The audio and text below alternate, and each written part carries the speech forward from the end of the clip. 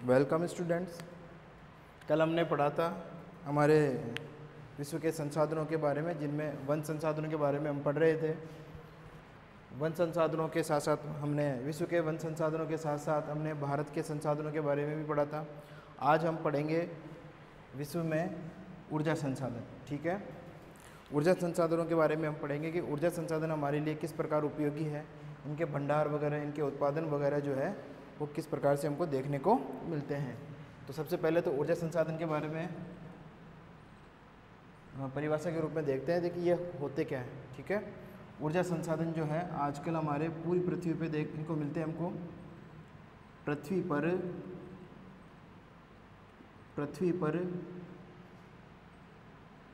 पाए जाने वाले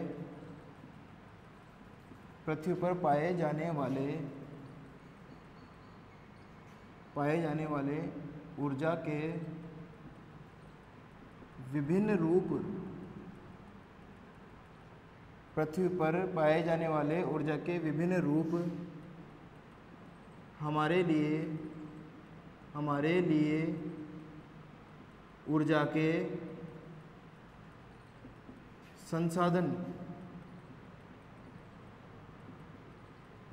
संसाधन कहलाते हैं। अब ये जो ऊर्जा के जो संसाधन हैं वो हमको प्रकृति में दो रूपों में देखने को मिलते हैं। एक तो खनिजों के रूप में, दो रूपों में देखने को मिलते हैं। एक तो हमको खनिज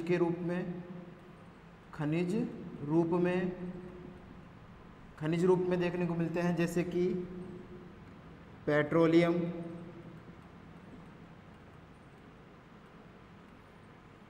दो रूपों में देखने को मिलते हैं ऊर्जा के संसाधन हमको। ठीक है, पहला पेट्रोलियम के रूप में, प्राकृतिक गैस के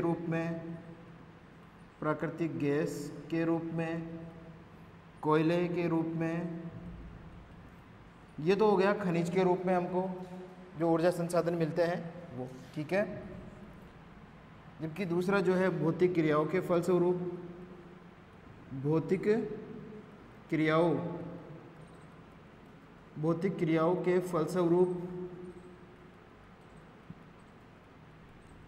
ऊर्जा संसाधन की प्राप्ति,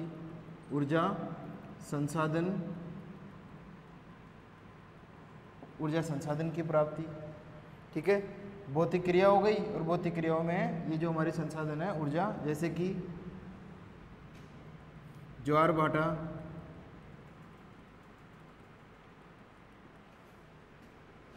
पवन ऊर्जा, सौर ऊर्जा,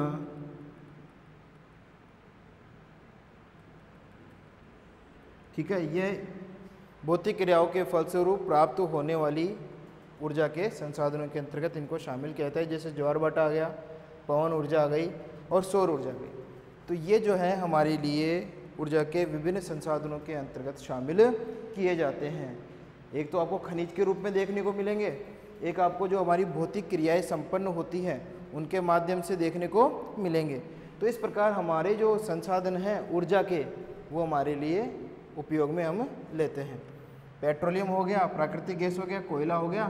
भौतिक क्रियाओं में आपके ज्वार भाटा, पवन ऊर्जा और सौर ऊर्जा हो गए।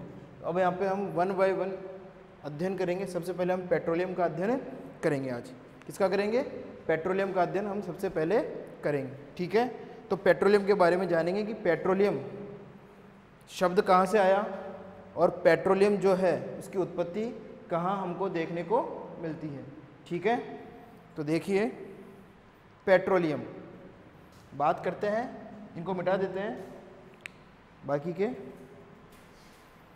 जो संसाधन है, और हम लिख लेते हैं एक जो हमारा संसाधन आज जिसके बारे में हम पढ़ेंगे, पेट्रोलियम। ठीक है, तो पेट्रोलियम को हम यहाँ पे लिख लेते हैं, इसको भी मिटा देते हैं।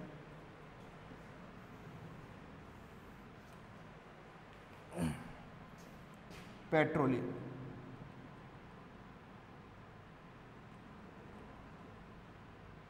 ठीक है।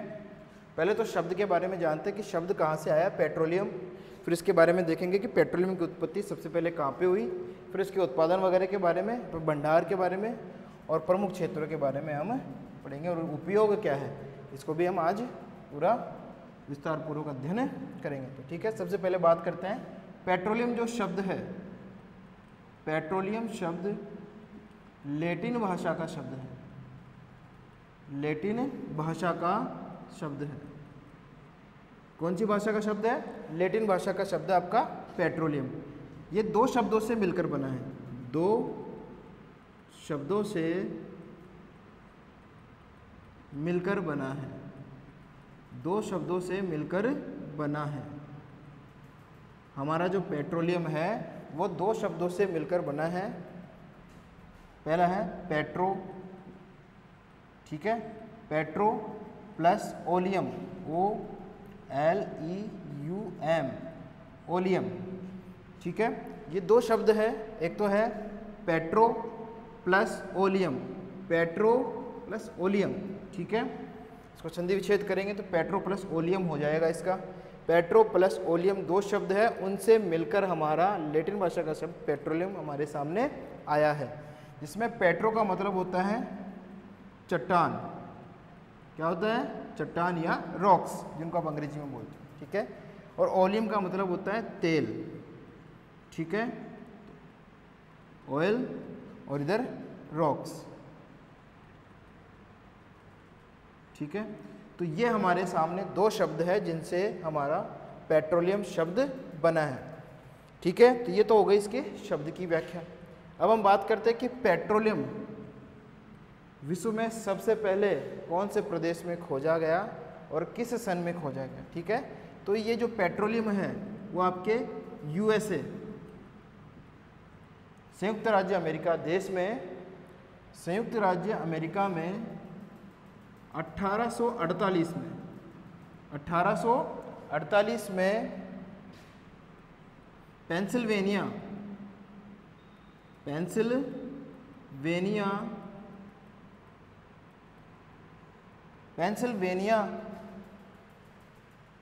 ठीक है, पेंसिल्वेनिया नामक स्थान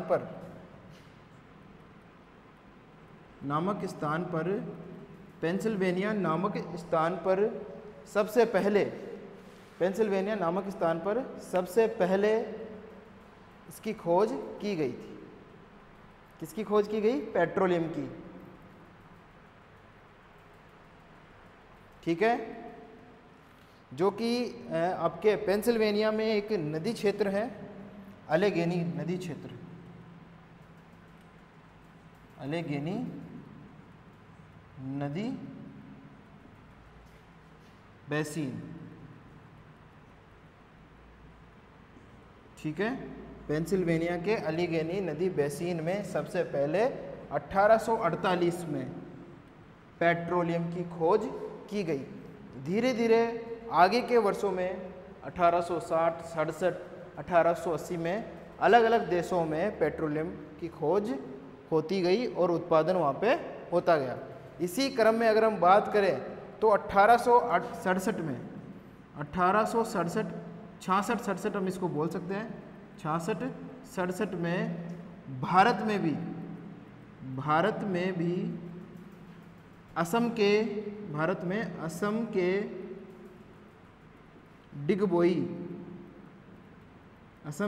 डिगबोई क्षेत्र में पेट्रोलियम की खोज हुई। 1866-67 में भारत में असम के डिगबोई क्षेत्र में पेट्रोलियम की खोज हुई। इसी क्रम में 1880 में पेट्रोलियम की खोज आपके रूस, जर्मनी, पोलैंड और जापान में भी देखने को मिलती है, ठीक है। शुरुआत कहाँ से हुई? 1848 में USA, संयुक्त राज्य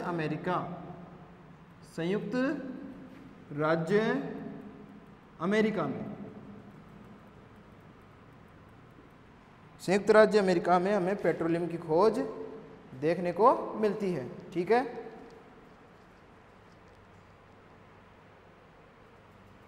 संयुक्त राज्य अमेरिका में हमें पेट्रोलियम की खोज सबसे पहले देखने को मिलती है। और कहाँ पे देखने को मिलती है? संयुक्त राज्य अमेरिका में पेंसिल्वेनिया के अलीगेनी नदी बेसिन में। ठीक है, 1866 और 67 में, 1866-67 में हमारे भारत में भी असम के डिगबोई क्षेत्र में, असम के डिगबोई क्षेत्र में हमें पेट्रोलियम के भंडारों के बारे में पता चला।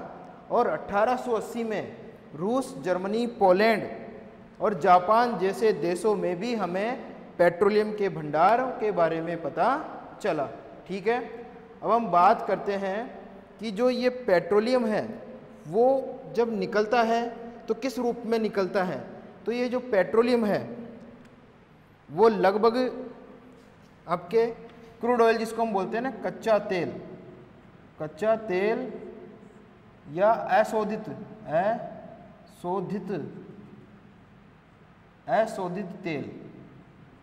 अशोधित तेल या CRUD क्रूड ऑयल के रूप में निकलता है। ठीक है, क्रूड ऑयल के रूप में ये निकलता है हमारे सामने, और तेल के कुओं से हम इनको निकालते हैं, तेल के कुओं से हम कच्चा तेल निकालते हैं, पेट्रोलियम निकालते हैं, जिसको फिर हम संवर्धित करते हैं, शोधित करते हैं। ठीक है, तो ये जो शोधित प्रारूप है वो हमें 3 रूप में देखने को मिलता है। कितने रूप में देखने को मिलता है? 3 रूप में। शोधित प्रारूप हमें, शोधित प्रारूप, शोधित प्रारूप हमें 3 रूप में देखने को मिलता है। पहला जो आता है वो आता है आपका गैसोलीन, गैसोलीन, गैसोलीन, जिसे पेट्रोल बोलते हैं। क्या बोलते हैं? पेट्रोल। क्या बोलते हैं? पेट्रोल बोलते हैं। ठीक है, पहला कौन सा है हमारा? गैसोलीन। इसी की व्याख्या भी यहीं पे कर देते हैं। ठीक है, गैसोलीन या पेट्रोल जो है वो आपका होता है सर्वाधिक शुद्ध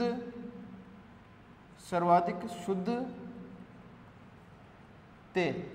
ठीक है, सर्वाधिक शुद्ध तेल होता है पेट्रोलियम के अंतर्गत। सर्वाधिक शुद्ध तेल, शोधित तेल की हम बात कर रहे हैं, उसमें गैसोलीन या पेट्रोल जो हमारा होता है सर्वाधिक शुद्ध तेल होता है, जो वजन में हल्का होता है। वजन इसका कैसा होता है? हल्का, बिल्कुल हल्का होता है। ठीक है, इसका जो उपयोग है गैसोलीन का उपयोग, गैसोलीन का उपयोग हम करते हैं वायुयान में। किसमें करते हैं? वायुयान और मोटर कारों में, मोटर कारों में। तो ये जो उपयोग है वो गैसोलीन का हमको देखने को मिलता है। ठीक है, जिसमें ये सर्वाधिक शुद्ध तेल होता है। सबसे शुद्ध तेल पेट्रोलियम में कोई होता है तो वो आपका गैसोलीन या पेट्रोल होता है, जिसे जो वजन में हल्का भी होता है और उपयोग जो होता है इसका वो वायुयान और मोटर कारों में हम लोग करते हैं। ठीक है, सबसे शुद्ध होता है ये। नंबर 2 जो आता है वो आता है डीजल।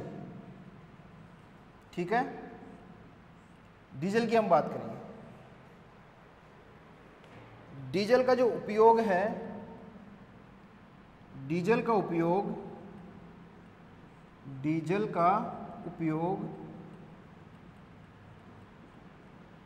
बस, कार, ट्रक तथा रेल के इंजन आदि में किया जाता है, जो कि गैसोलीन से थोड़ी भारी मात्रा में होता है। ठीक है, तीसरा जो आता है हमारा वो आता है आपका केरोसिन। और केरोसिन के बारे में तो आप सब लोग जानते हो, जो हमारे घरों में हम जो लोग उपयोग में लेते हैं वो हमारा केरोसिन होता है। क्या होता है? केरोसिन। ठीक है, केरोसिन जो होता है उसका दूसरा नाम मिट्टी का तेल होता है। क्या होता है? मिट्टी का तेल। इसे हम क्या बोलते हैं? मिट्टी का तेल भी बोलते हैं। एक बार वापस डीजल में आ रहा हूँ। डीजल का जो भार होता है वो मध्यम आकार का, मध्यम भार वाला होता है। भार होता है मध्यम भार, मध्यम भार का, ठीक है। गैसोलीन से भारी होगा लेकिन ये ध्यान, ठीक है। केरोसिन मिट्टी का तेल इसका दूसरा नाम है और इसका जो उपयोग होता है वो घरेलू उपयोग में किया जाता है। घरेलू उपयोग, इस तेल का उपयोग या केरोसिन का उपयोग हम लोग किस में करते हैं? हम लोग करते हैं हमारे घरेलू उपयोग के अंतर्गत मिट्टी के तेल का उपयोग हम लोग करते हैं, जिसे हम केरोसिन या मिट्टी का तेल कहते हैं, ठीक है। तो ये तो बात हो गई हमारे शोधित प्रारूप वाले पेट्रोलियम की, कि पेट्रोलियम के जो प्रकार है वो हमारे सामने 3 रूपों में देखने को मिलते हैं, गैसोलीन, डीजल और केरोसिन। तीनों के अपने अपने कार्य हैं। जैसे कि गैसोलीन है वो अत्यधिक शुद्ध होता है, जिसको हम सर्वाधिक शुद्ध भी बोलते हैं, जिसका उपयोग हम वायुयान मोटर गाड़ियों में करते हैं, ठीक है। इसका वजन बिल्कुल हल्का होता है और ये शुद्ध तो होता ही है सबसे ज़्यादा। उसके बाद में दूसरा जो आता है वो आता है आपका डीजल। डीजल का आकार जो भार होता है मध्यम भार वाला होता है और इसका जो उपयोग है वो हम बसों में, हमारी गाड़ियों में, कारों में, ट्रकों में तथा रेल के इंजन में हम लोग करते हैं। जबकि तीसरा जो हमारा है केरोसिन, जो हमारे घरेलू उपयोग में काम में आता है और इसे हम मिट्टी का तेल भी कहते हैं। क्या कहते हैं? मिट्टी का तेल भी हम इसे कहते हैं। अब बात आती है हमारे पेट्रोलियम के संचित भंडारों की। किसकी बात आती है? संचित भंडारों की। तो देखिए वो भंडार किस प्रकार से हमारे सामने हैं। तो हम भंडारों के बारे में एक बार बात कर लेते हैं। इधर हमारे पास में जगह है तो यहीं पे हम लिख लेते हैं। भंडार, ठीक है, संचित भंडार, संचित भंडार। पेट्रोलियम के कुल संचित भंडार की बात करें तो 7,460 करोड़ मीट्रिक टन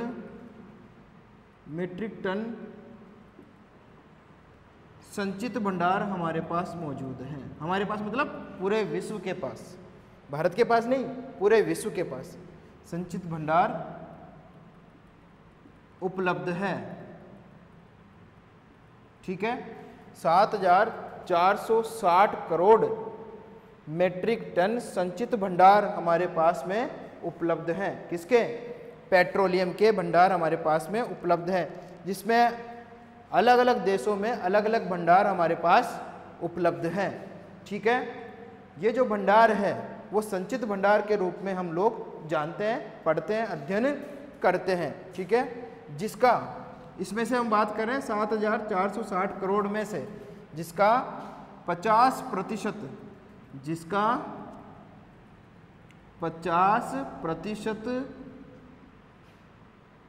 भंडार, जिसका 50% भंडार मध्य पूर्व के देशों में उपलब्ध है या पाया जाता है। जिसका 50% भंडार, संचित भंडार जिसकी हम बात कर रहे हैं वो हमारे मध्य पूर्व के देशों में हमको देखने को मिलता है। जबकि 12% भाग अफ्रीका महाद्वीप में देखने को मिलता है, ठीक है। 12% भाग कहाँ देखने को मिला? अफ्रीका में। 10% भाग आपको दक्षिणी अमेरिका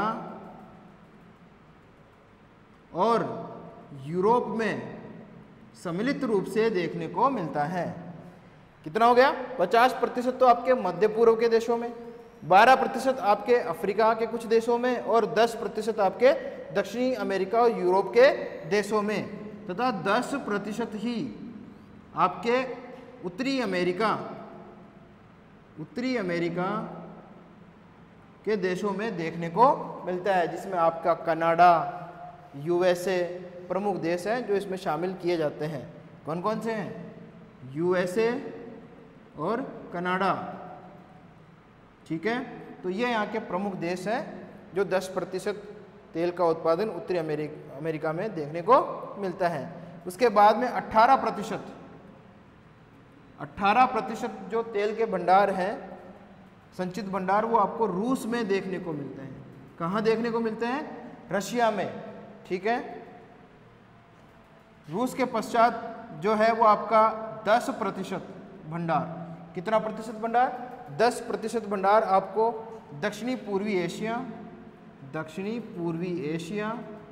और पूर्वी एशिया, दक्षिणी पूर्वी एशिया और पूर्वी एशिया में देखने को मिलता है, और पूर्वी एशिया में देखने को मिलता है। तो इस प्रकार जो हमारे संचित तेल के भंडार है वो हमको देखने को मिलते हैं पूरे विश्व में, ठीक है। तो सबसे पहले जो भंडार हमारे हैं वो कहाँ देखने को मिलते हैं? पूर्वी एशिया, आपके मध्य पूर्व के देशों में। कहाँ देखने को मिलता है? मध्य पूर्व के देशों में हमको देखने को मिलता है। इसको मैं इधर लिख देता हूँ थोड़ा सा, दक्षिणी पूर्वी एशिया और पूर्वी एशिया। पूर्वी एशिया में हमको तेल के भंडार, संचित भंडार देखने को मिलते हैं। इसको मैं दोबारा से एक बार रिपीट कर रहा हूँ, ठीक है। देखिए, संचित भंडार की हम बात कर रहे हैं, पेट्रोलियम के संचित भंडार की, विश्व प्रारूप की बात कर रहे हैं। 7,460 करोड़ मेट्रिक टन संचित भंडार हमारे पास उपलब्ध है विश्व में, ठीक है, जिसका 50% भाग, अकेला 50% भाग मध्य पूर्व के देशों में, मध्य पूर्व के देशों में हमको देखने को मिलता है, ठीक है। 12% जो भाग है वो हमें अफ्रीका देश में अफ्रीका महाद्वीप में देखने को मिलता है, तथा 10% भाग दक्षिणी अमेरिका और यूरोप के देशों में देखने को मिलता है। 10% भाग ही उत्तरी अमेरिका के देशों में देखने को मिलता है, जिसमें मुख्य रूप से यूएसए, संयुक्त राज्य अमेरिका और कनाडा को शामिल किया जाता है। जबकि 18% जो भाग है वो आपको रूस में देखने को मिलता है। कहाँ देखने को मिलता है?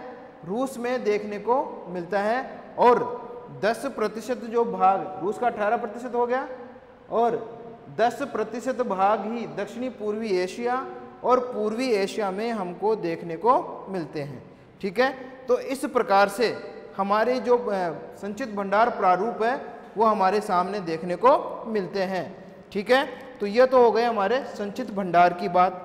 अब हम देखेंगे कि उत्पादन क्षेत्र हैं वो हमको कहाँ कहाँ देखने को मिलते हैं, ठीक है।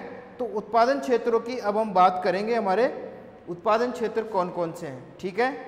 पहले मैं आपको थोड़ी सी जानकारी दे दूँ कि ये जो हमारे भंडार समूह, संचित भंडार जो हैं वो हमारे जो आंकड़े हैं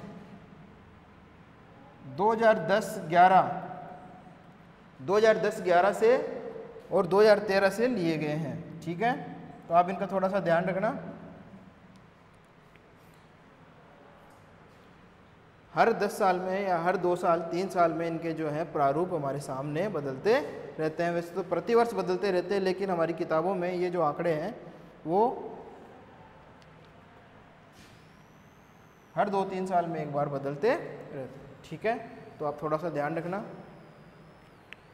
हाँ, लेकिन जो भंडार समूह है उसकी बात करेंगे तो लगभग 1-2% ऊपर नीचे होता रहता है। लेकिन सर्वाधिक भंडार आज भी अगर हम बात करेंगे सन 2020 के अनुसार भी अगर बात करते हैं तो मध्य पूर्व के देशों में ही हमको सर्वाधिक देखने को मिलता है। हालांकि दूसरे देशों में भी भंडारों के बारे में हमको पता चला, जैसे अपने भारत का उदाहरण ही ले लो, भारत में भी हमको बहुत सारे भंडारों के बारे में पता चला है। जैसे कि सबसे पहले असम में ही हम तेल का जो भंडार हमको देखने को मिलता था और असम से ही हम तेल का जो है खनन कार्य करते थे। लेकिन वर्तमान में अगर हम देखें तो हमारे पास में मुंबई हाई बेसिन जो है अपतटीय क्षेत्र, वहाँ से भी पेट्रोलियम निकलता है, और मरुस्थलीय थार मरुस्थलीय क्षेत्र जो हमारा है वहाँ पर भी हमको पेट्रोलियम और प्राकृतिक गैस के भंडार मिले हैं, तो वहाँ से भी हमको पेट्रोलियम और प्राकृतिक गैस मिलती है। इसके अलावा हमें जो है हमारा केजी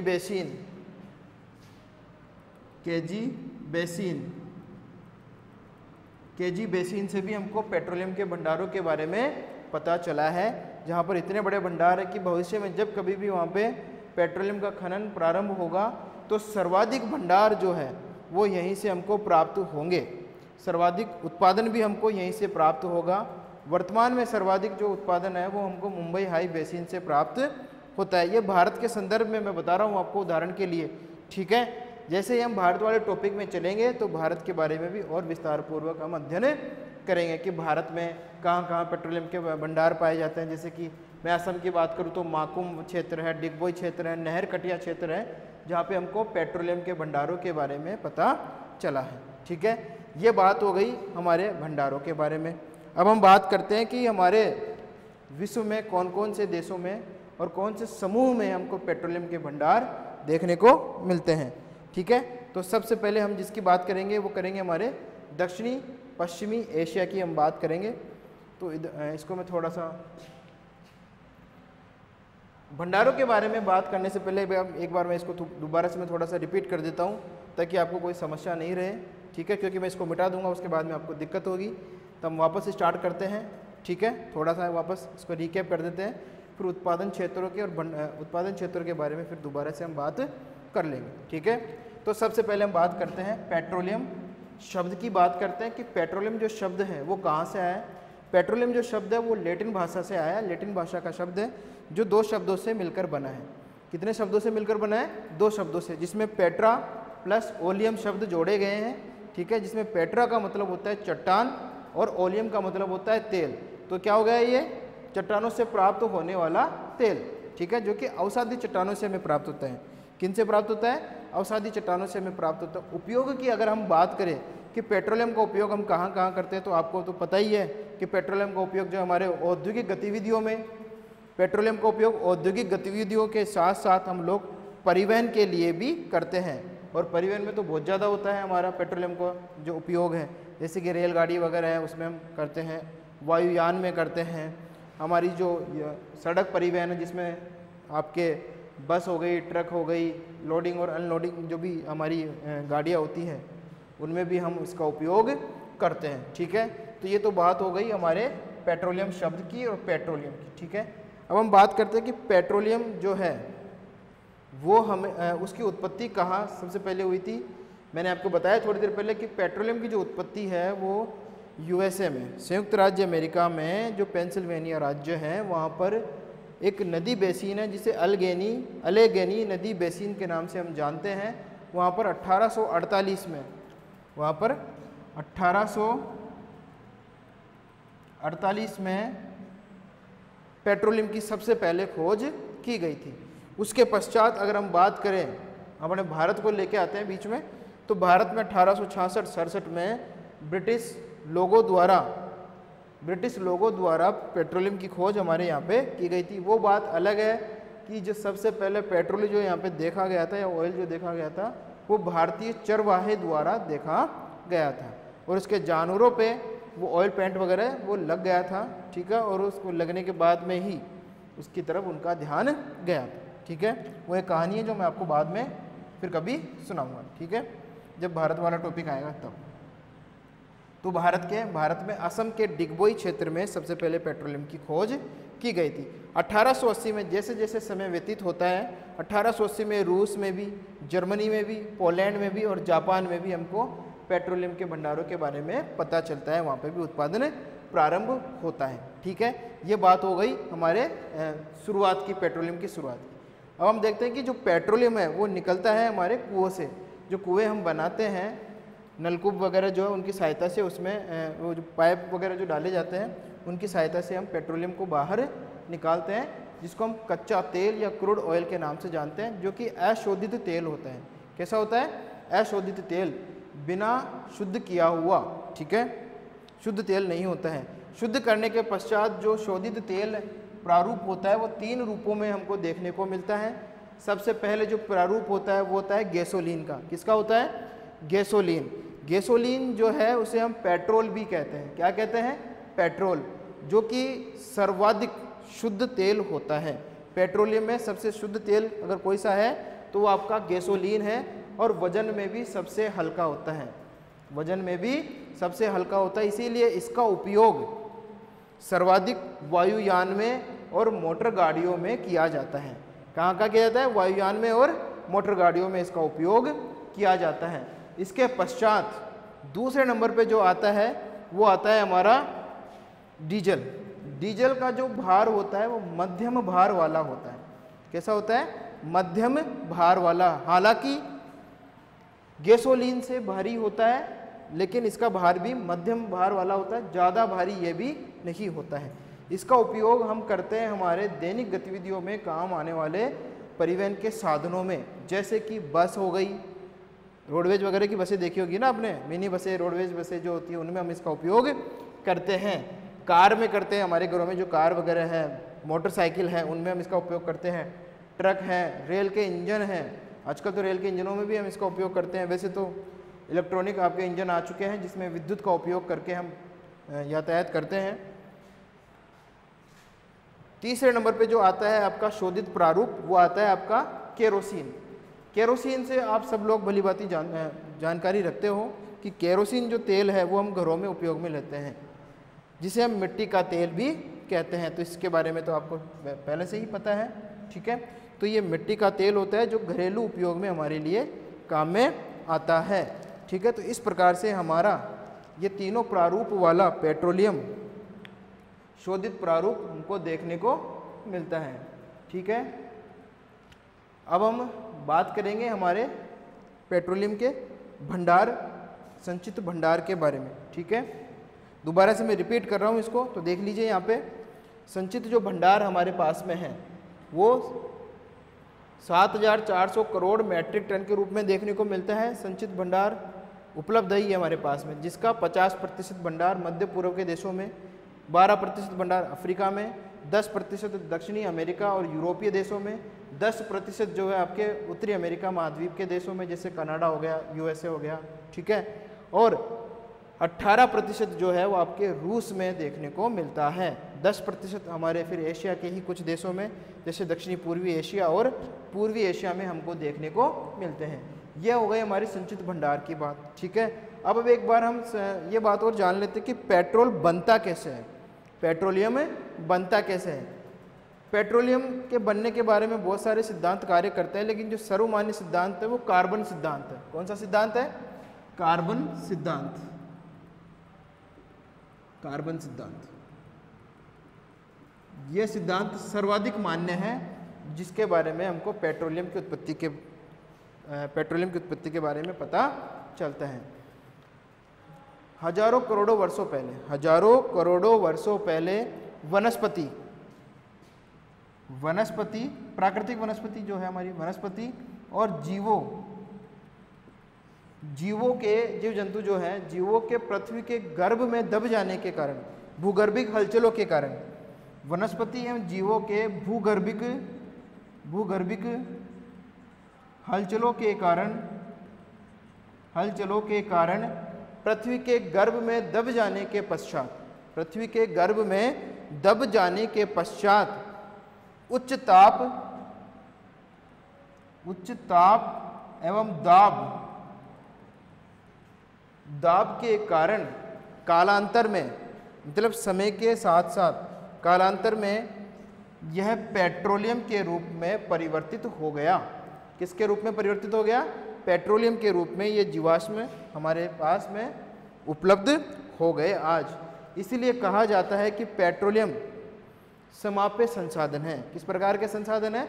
जो समाप्त हो सकने वाले संसाधन हैं, कि एक बार जिनका उपयोग किया फिर वो दोबारा से उनका उपयोग नहीं कर सकते, क्योंकि इनको बनने में हजारों करोड़ों वर्ष लगते हैं। जब और इतने समय में तो इंसानों की कई पीढ़ियाँ चली जाती है, पता ही नहीं चलता कितने कौन सा समय हमारे पास में उपलब्ध है, ठीक है। तो इसीलिए हम कहते हैं कि पेट्रोलियम जो संसाधन है वो हमारे लिए समाप्त होने वाले संसाधन हैं, ठीक है। ये हो गया हमारे पूरा वापस रिकैप। अब हम बात करेंगे पेट्रोलियम जो हमारे संसाधन हैं या पेट्रोलियम जो भंडार हैं वो हमारे कौन कौन से देशों में और कौन कौन से क्षेत्रों में हमको देखने को मिलता है। प्रारूप की बात करेंगे, ठीक है। तो मैं इसको मिटा रहा हूँ, इधर से स्टार्ट करते हैं इसको मिटाना।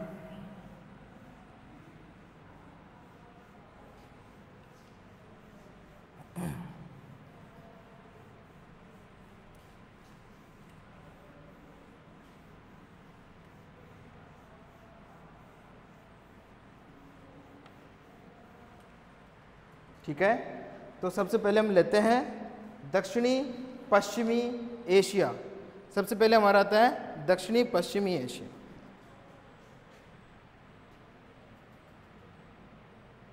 नंबर 1, सबसे पहला क्षेत्र दक्षिणी, एक बार हेडिंग डाल देते हैं इसमें,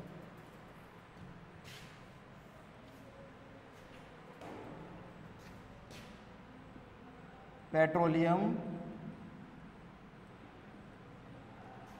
उत्पादक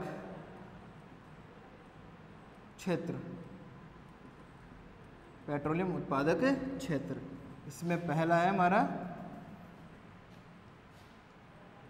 दक्षिणी पश्चिमी एशिया। कौन सा है? दक्षिणी पश्चिमी एशिया। ये हमारा पहला क्षेत्र है। कौन सा क्षेत्र है? पहला क्षेत्र है हमारा दक्षिणी पश्चिमी एशिया। दक्षिणी पश्चिमी एशिया में अगर हम बात करेंगे, दक्षिणी पश्चिमी एशिया में अगर हम बात करें तो यहाँ पे हमारे सऊदी अरब, ईरान, इराक, सऊदी अरब पहला है, सऊदी अरब पहला आता है हमारा सऊदी अरब। सऊदी अरब के बारे में एक बार थोड़ा सा जानकारी ले लेते हैं। सऊदी अरब में पूरे विश्व का अगर हम देखें, पूरे विश्व का 1/4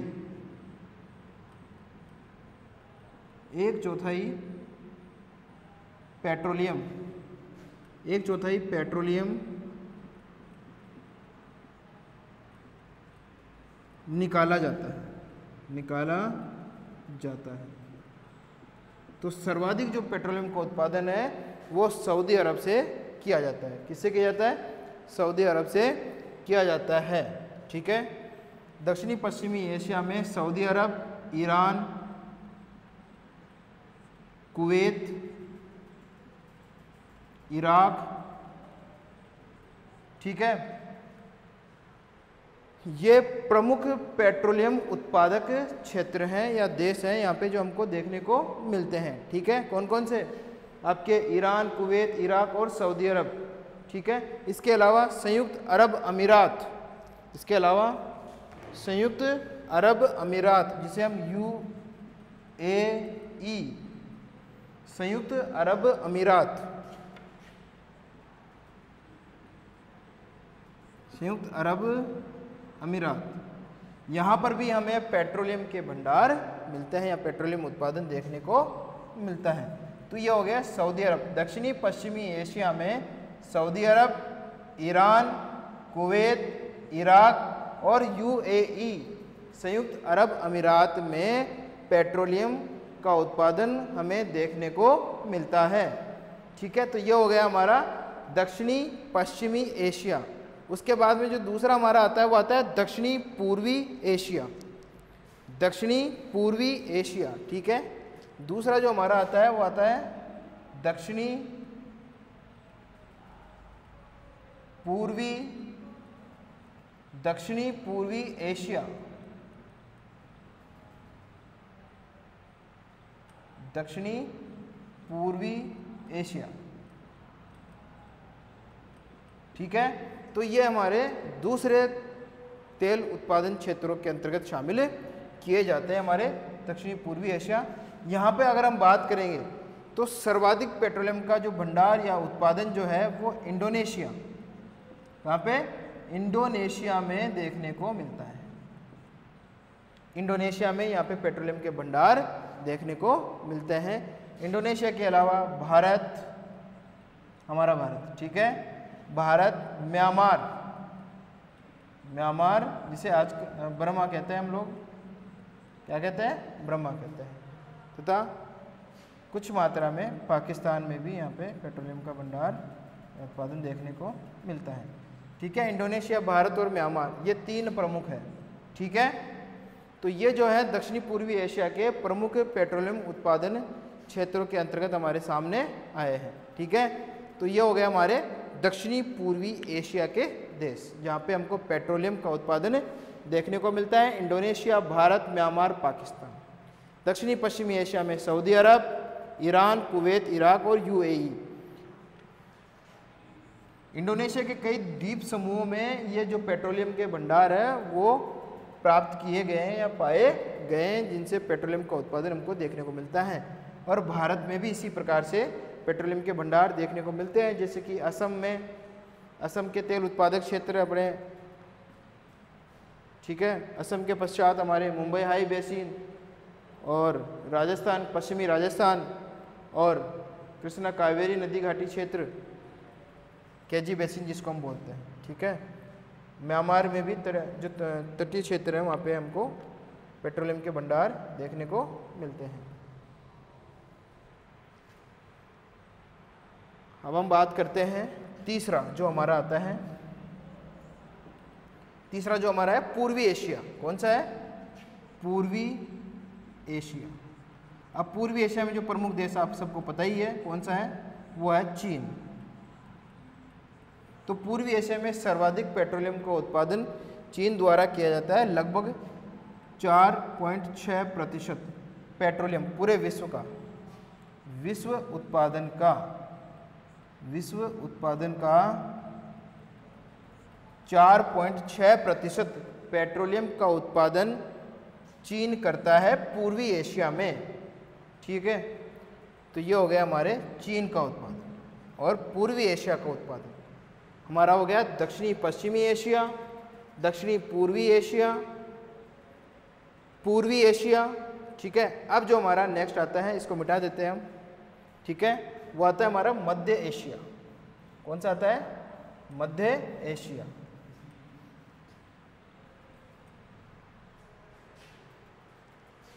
तो मध्य एशिया के लिए हम इसको ही मिटा देते हैं पूरे को।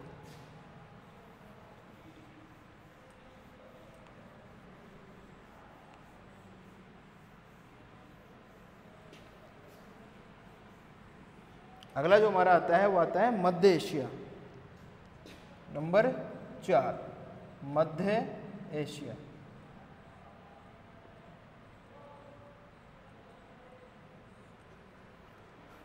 दक्षिणी पश्चिमी एशिया, दक्षिणी पूर्वी एशिया और पूर्वी एशिया में भंडार के पश्चात जो चौथा नंबर हमारा आता है वो आता है मध्य एशिया का। किसका आता है? मध्य एशिया का। मध्य एशिया में जो हमारे प्रमुख देश आते हैं वो आते हैं जैसे कजाकिस्तान,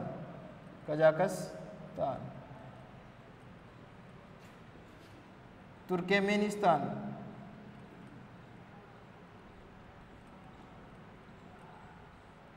कजाकिस्तान, तुर्कमेनिस्तान तथा उज्बेकिस्तान और किर्गिस्तान। उज्बेकिस्तान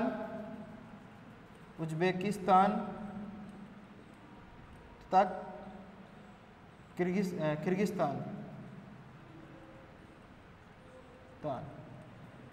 ये हमारे प्रमुख पेट्रोलियम उत्पादक क्षेत्र हैं आपके मध्य एशिया के। मध्य एशिया के प्रमुख पेट्रोलियम उत्पादक क्षेत्र आपके कजाकिस्तान, तुर्कमेनिस्तान, उज्बेकिस्तान और किर्गिस्तानों को हम शामिल करते हैं, ठीक है। ये हो गए हमारे मध्य एशिया के। अब एशिया के बाहर निकलते हैं हम, ठीक है। एशिया के हो गए हमारे दक्षिणी पश्चिमी एशिया हो गया, दक्षिणी पूर्वी एशिया हो गया और पूर्वी एशिया हो गया और मध्य एशिया हमारा कंप्लीट हो गया। उसके पश्चात जो हमारा आता है वो आता है उत्तरी अमेरिका। उत्तरी अमेरिका कौन सा आता है? उत्तरी अमेरिका। उत्तरी अमेरिका की हम बात करते हैं। उत्तरी अमेरिका महाद्वीप में, ठीक है, उत्तरी अमेरिका महाद्वीप में जो प्रमुख देश आते हैं वो आते हैं आपके यूएसए, कनाडा। उत्तरी अमेरिका में यूएसए, कनाडा और मध्य महाद्वीपीय क्षेत्र। यूएसए बराबर मतलब संयुक्त राज्य अमेरिका, संयुक्त राज्य अमेरिका। तो यहाँ पेट्रोलियम का उत्पादन होता है उत्तरी अमेरिका में, सर्वाधिक यूएसए में ही होता है। कनाडा,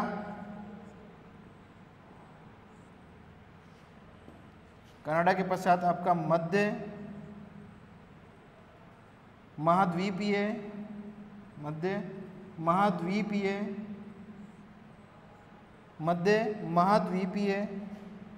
प्रदेश या क्षेत्र प्रदेश, पश्चिमी प्रदेश, पश्चिमी प्रदेश, अर्जेंटीना,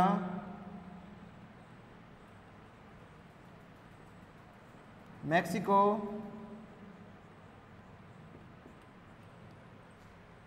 इन सभी जगह उत्तरी अमेरिका महाद्वीप में पेट्रोलियम के जो भंडार है वो हमको देखने को मिलते हैं। ठीक है, तो ये हमारे भंडार हो गए।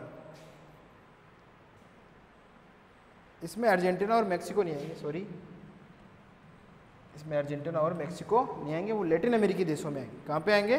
लैटिन अमेरिकी देशों में।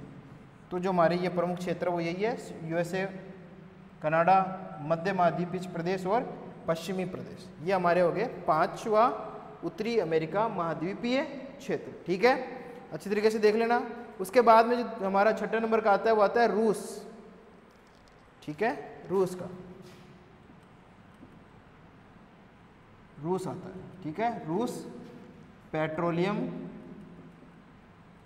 उत्पादन क्षेत्र, उत्पादन क्षेत्र, रूस पेट्रोलियम उत्पादन क्षेत्र। पूरे विश्व का अगर हम बात करें, पूरे विश्व का लगभग 12% पेट्रोलियम यहाँ हमको प्राप्त होता है। कहाँ पे? रूस से हमको प्राप्त होता है। रूस के अंतर्गत जो है वोल्गा यूराल प्रदेश, आपका काकेसस प्रदेश, सखालिन प्रदेश और साइबेरिया प्रदेश शामिल किए जाते हैं, जैसे वोल्गा यूराल प्रदेश प्रमुख पेट्रोलियम उत्पादन क्षेत्र है। यहाँ पे वोल्गा यूराल प्रदेश, सखालिन, सखालिन प्रदेश, ठीक है, साइबेरिया प्रदेश, साइबेरिया प्रदेश, यहाँ पेट्रोलियम के प्रमुख उत्पादन क्षेत्रों के अंतर्गत शामिल किए जाते हैं। वोल्गा यूराल प्रदेश, सखालिन प्रदेश, साइबेरिया प्रदेश और काकेसस प्रदेश, काकेसस, काकेसस प्रदेश। ठीक है, तो यहाँ पे ये प्रमुख आपके पेट्रोलियम उत्पादक क्षेत्र हो गए। यहाँ पे वोल्गा यूराल प्रदेश, सखालिन प्रदेश, साइबेरिया प्रदेश और काकेसस प्रदेश को इसमें शामिल किया जाता है। ठीक है, ये हो गया आपका छठे नंबर का पेट्रोलियम उत्पादन क्षेत्र रूस। अब आता है हमारा 7वें नंबर का लैटिन अमेरिकी देश, लैटिन अमेरिकी प्रदेश या लैटिन अमेरिकी पेट्रोलियम उत्पादन क्षेत्र। लैटिन अमेरिकी,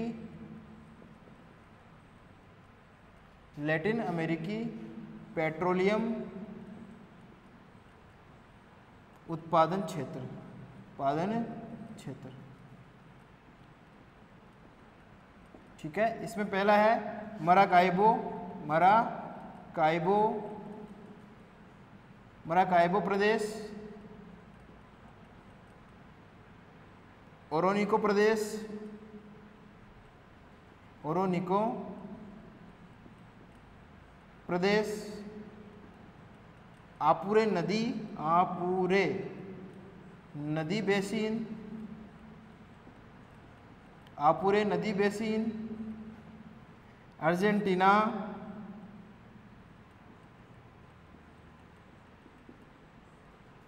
मैक्सिको, मैक्सिको प्रदेश। ये यहाँ के प्रमुख पेट्रोलियम उत्पादक क्षेत्र हैं जहाँ हमको पेट्रोलियम के भंडार और उत्पादन देखने को मिलते हैं। ओरोनिको बेसिन हो गया, ओरोनिको प्रदेश, मराकाइबो प्रदेश, आपुरे प्रदेश, अर्जेंटीना प्रदेश यहाँ के प्रमुख पेट्रोलियम उत्पादक क्षेत्रों में शामिल किए जाते हैं। ठीक है, 8वें नंबर पे आता है हमारा अफ्रीका। 8वें नंबर पे क्या आता है? अफ्रीका, अफ्रीका महाद्वीप। अफ्रीका, अफ्रीका के पेट्रोलियम, अफ्रीका के पेट्रोलियम उत्पादक क्षेत्र उत्पादक क्षेत्र। नाइजीरिया, नाइजीरिया नाइजीरिया हो गया आपका एक तो, ठीक है। नाइजीरिया के पश्चात जो दूसरा आपका आता है वह अल्जीरिया, तीसरा बोल्विया। नाइजीरिया, अल्जीरिया, अल्जीरिया और बोल्विया, बोल्विया, बोल्विया। तो ये आपके अफ्रीका के पेट्रोलियम उत्पादन क्षेत्र हो गए, नाइजीरिया, बोल्विया और अल्जीरिया तथा कुछ अन्य प्रदेशों में भी अफ्रीका में पेट्रोलियम के भंडार और उत्पादन क्षेत्र हमको देखने को मिलते हैं, जिसका सर्वाधिक उपयोग दक्षिणी अफ्रीका में किया जाता है, क्योंकि अफ्रीका महाद्वीप में सर्वाधिक विकास दक्षिणी अफ्रीका में ही देखने को मिलता है। वहीं पर सारी की सारी जो आर्थिक संरचना है वो देखने को मिलती है आपके अफ्रीका महाद्वीप की। अफ्रीका महाद्वीप के पश्चात जो हमारा अगला जो हमारा आता है वो आता है यूरोप, और लास्ट जो हमारा है, ठीक है, वो आता है यूरोप। अभी यूरोप में पेट्रोलियम का उत्पादन तो होता है कम, यूरोप में पेट्रोलियम का उत्पादन तो होता है कम, लेकिन खपत होती है वहाँ पे ज़्यादा। अगला और लास्ट हमारा है वो आता है यूरोप, ठीक है। लास्ट जो हमारा पेट्रोलियम उत्पादन क्षेत्र है वो है यूरोप, ठीक है। यूरोप में जो है वो आपके आते हैं जैसे कि नॉर्वे, फ्रांस,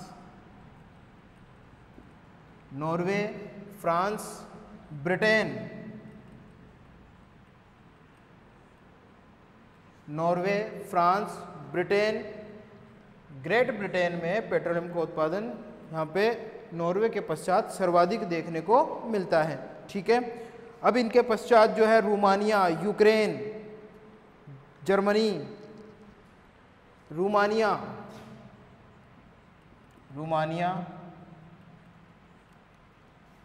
जर्मनी,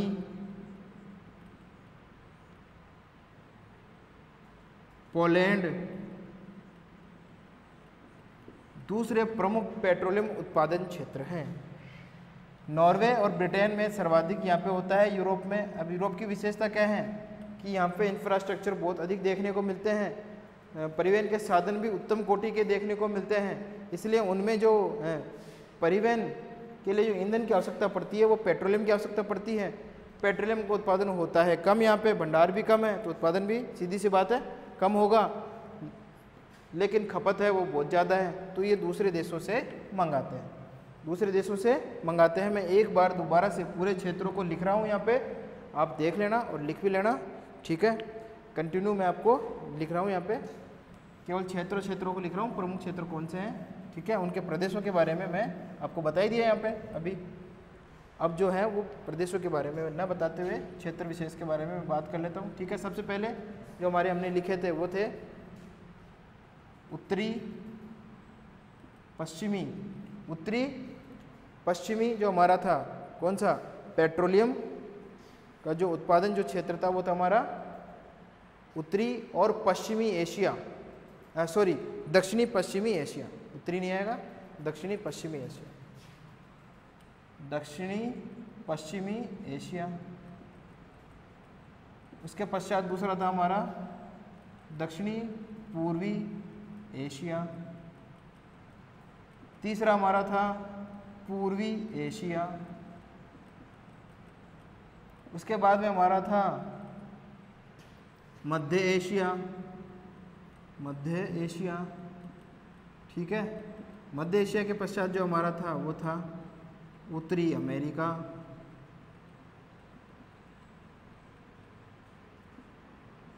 छठा हमारा था दक्षिणी अमेरिका,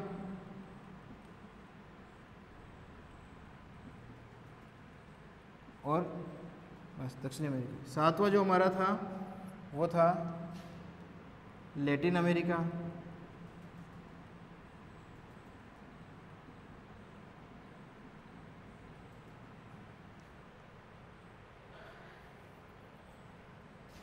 ठीक है।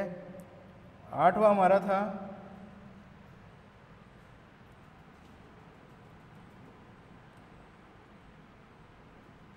रूस, अफ्रीका और यूरोप। ठीक है, तो ये हमारे प्रमुख पेट्रोलियम उत्पादन क्षेत्र थे। सॉरी, इसको आप इसी में ऐड करते हैं, दक्षिणी अमेरिका को, आपके ये लैटिन अमेरिका मतलब दक्षिणी अमेरिका। ठीक है, 7, 8, 6, 7, 8, 9। ठीक है, ये हो गया हमारे प्रमुख पेट्रोलियम उत्पादन क्षेत्र। ठीक है, तो इस प्रकार से हमारे पूरे के पूरे जो पेट्रोलियम के जो भंडार हैं वो हमको देखने को मिलते हैं इन क्षेत्रों में, और उत्पादन भी हमको इन क्षेत्रों में देखने को मिलता है। ठीक है, तो इस प्रकार से हमारे पेट्रोलियम संसाधनों को हम पढ़ते हैं।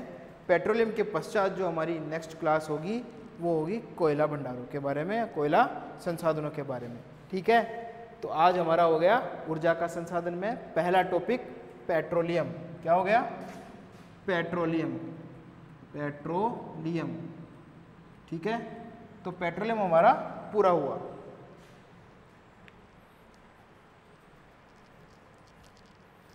फिर भी आपको कोई समस्या वगैरह आती है तो आप मैसेज करके या कैसे भी कांटेक्ट करके आप मेरे से इसके बारे में पूछ सकते हो। ठीक है,